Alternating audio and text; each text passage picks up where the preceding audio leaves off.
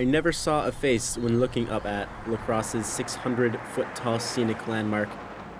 It's called Grandad's Bluff because in the 1800s, during the city's earliest days, it apparently had the profile of an old man, although the look is now lost to time from natural erosion.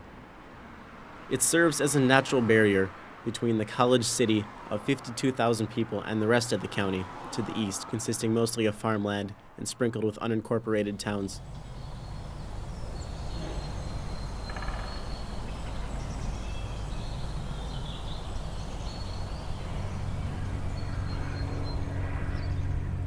It exists by sheer chance, in a little pocket of the Midwest called the Driftless region, where glaciers from the various ice ages never managed to squish the landscape into a vast plain.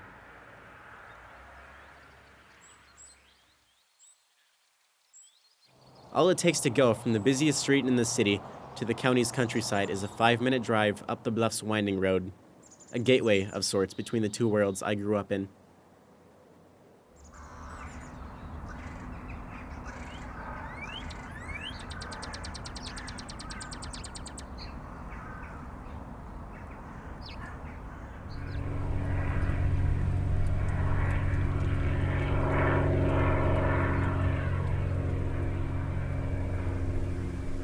Fall of 2019 is when I got my license, and less than a year later, we were 6 months deep in a pandemic.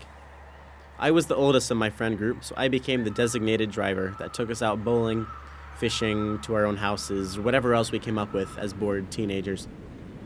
La Crosse isn't a tiny city, but like all places, it's easy to feel like there's nothing to do after you live in it, especially during the pandemic. So we turned to driving around the backroads for hours at a time, seeing the sights and talking about life. In the summer months, nothing could replace the enjoyment that came from the simplicity of driving around on my own, with the windows down, singing my favorite songs.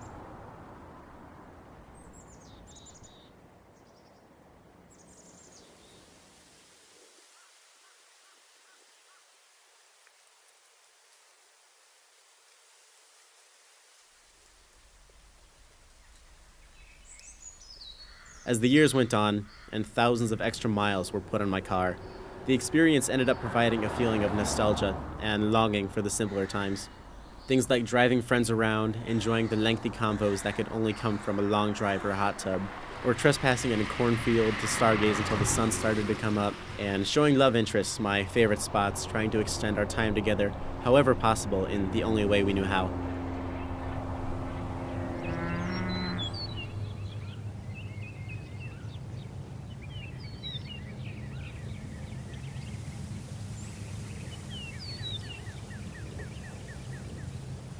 In recent years, I've picked up photography and filmmaking, and these memories and locations have been a cornerstone of my art.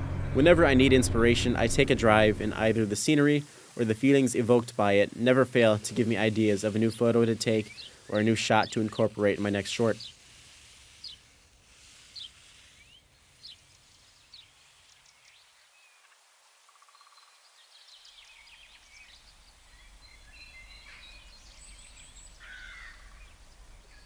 The backroads of the Driftless region are my muse, and likely will be for the years to come.